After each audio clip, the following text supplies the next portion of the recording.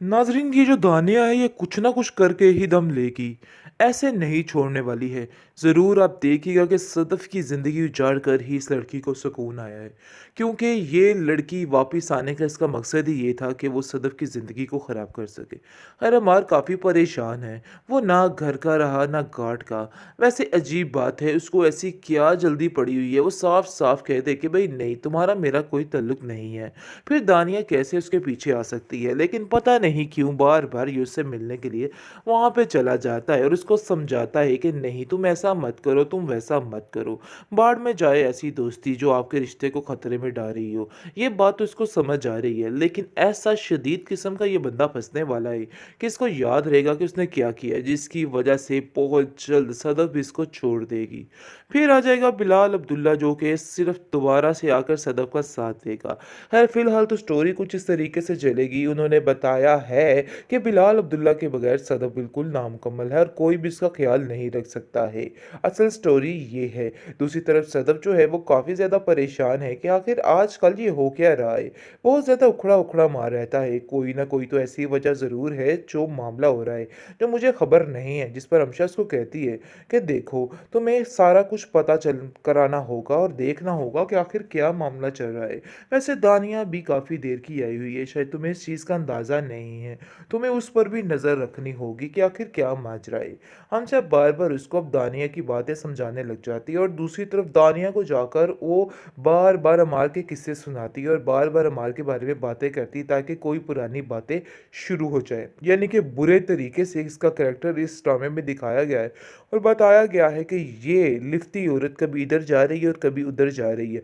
यानी कि सबकी ज़िंदगी अजीरन करने पर ये लड़की बैठी हुई है और अपने मतलब के लिए कुछ भी कर सकती है। क्योंकि अभी वो सही तरीके से नहीं जानता है कि हमशा के दिल में आखिर क्या चल रहा है।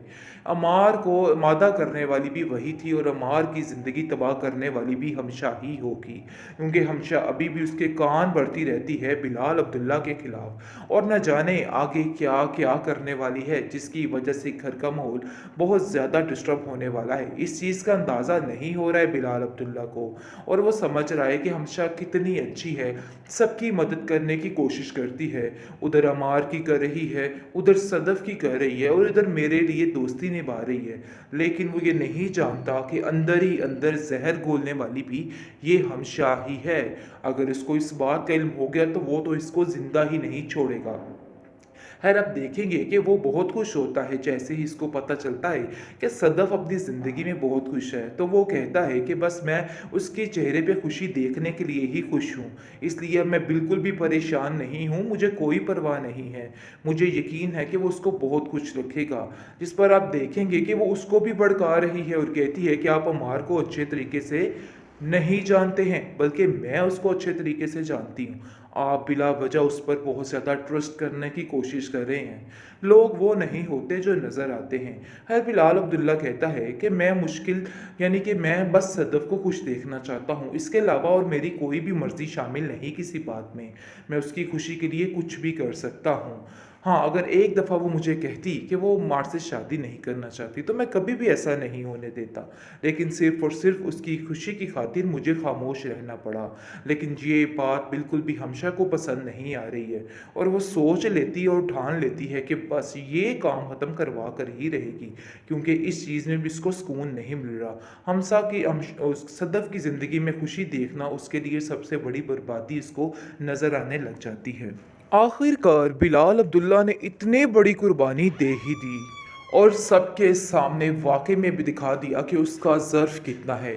खैर अब देखेंगे उसे इस चीज़ की ज़रा सारी भी परवाह नहीं है, लेकिन अंदर ही अंदर वो बेचारा घुट-घुट के मर रहा है। दूसरी तरफ बहुत ज़्यादा खुश है सदफ़, बहुत ज़्यादा खुश है अमार के साथ और कहती है कि मुझे तो ऐसा लगता है कि जैसे सब कुछ मुझे दे दिया हो बिलाल अब्दुल्ला ने।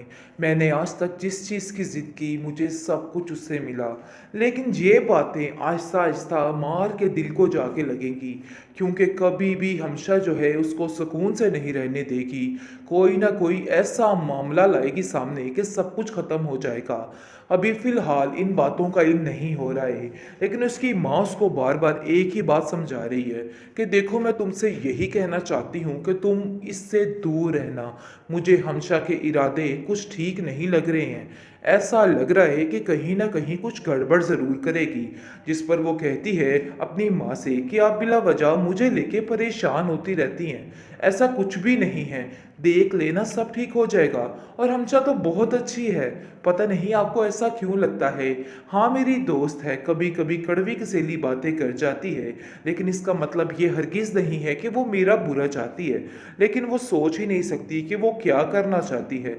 वो अभी भी सदफ़ को इस तरीके से खुश देख के कुढ़ती ही रहती है, क्योंकि उसको तो बिलाल अब्दुल्ला का प्यार मिलने वाला नहीं है। चाहे लाख जतन कर ले, लाख कोशिशें कर ले, यही दुख उसको अंदर ही अंदर खाए जा रहा है और हर वक्त परेशानी के आलम में मुब्तला रखता है। लेकिन वो हिम्मत नहीं हारती और बार बार एक ही बात करती है। लेकिन इसकी बेहिसी जो है वो उसको सामने नज़र आ जाती है, क्योंकि बार बार बिलाल अब्दुल्ला उससे यही बात कह रहा है कि उसके दिल में उसके लिए कोई भी जगह नहीं, बल्कि किसी के लिए भी कोई जगह नहीं। क्योंकि अभी वो सही तरीके से नहीं जानता है कि हमशा के दिल में आखिर क्या चल रहा है। अमार को मादा करने वाली भी वही थी और अमार की ज़िंदगी तबाह करने वाली भी हमशा ही होगी, क्योंकि हमशा अभी भी उसके कान बढ़ती रहती है बिलाल अब्दुल्ला के खिलाफ। और न जाने आगे क्या क्या करने वाली है, जिसकी वजह से घर का माहौल बहुत ज़्यादा डिस्टर्ब होने वाला है। इस चीज़ का अंदाज़ा नहीं हो रहा है बिलाल अब्दुल्ला को, और वो समझ रहा है कि हमशा कितनी अच्छी है, सबकी मदद करने की कोशिश करती है। उधर अमार की कर रही है, उधर सदफ़ की कर रही है, और इधर मेरे लिए दोस्ती निभा रही है। लेकिन वो ये नहीं जानता कि अंदर ही अंदर जहर घोलने वाली भी ये हमशा ही है। अगर इसको इस बात का इल्म हो गया तो वो तो इसको ज़िंदा ही नहीं छोड़ेगा। खैर, अब देखेंगे कि वो बहुत खुश होता है जैसे ही इसको पता चलता है कि सदफ़ अपनी ज़िंदगी में बहुत खुश है। तो वो कहता है कि बस मैं उसके चेहरे पे खुशी देखने के लिए ही खुश हूँ, इसलिए अब मैं बिल्कुल भी परेशान नहीं हूँ, मुझे कोई परवाह नहीं है। मुझे यकीन है कि वो उसको बहुत खुश रखेगा। जिस पर आप देखेंगे कि वो उसको भी भड़का रही है और कहती है कि आप अमार को अच्छे तरीके से नहीं जानते हैं, बल्कि मैं उसको अच्छे तरीके से जानती हूँ। आप बिला वजह उस पर बहुत ज़्यादा ट्रस्ट करने की कोशिश कर रहे हैं। लोग वो नहीं होते जो नज़र आते हैं। खैर, बिलाल अब्दुल्ला कहता है कि मैं मुश्किल यानी कि मैं बस सदफ़ को खुश देखना चाहता हूँ, इसके अलावा और मेरी कोई भी मर्ज़ी शामिल नहीं किसी बात में। मैं उसकी खुशी के लिए कुछ भी कर सकता हूँ। हाँ, अगर एक दफ़ा वो मुझे कहती कि वो मार से शादी नहीं करना चाहती, तो मैं कभी भी ऐसा नहीं होने देता। लेकिन सिर्फ़ और सिर्फ़ उसकी खुशी की खातिर मुझे ख़ामोश रहना पड़ा। लेकिन ये बात बिल्कुल भी हमशा को पसंद नहीं आ रही है, और वो सोच लेती है और ठान लेती है कि बस ये काम ख़त्म करवा कर ही रहेगी, क्योंकि इस चीज़ में भी इसको सुकून नहीं मिल रहा। हमसा की सदफ़ की ज़िंदगी में खुशी देखना उसके लिए सबसे बड़ी बर्बादी इसको नज़र आने लग जाती है।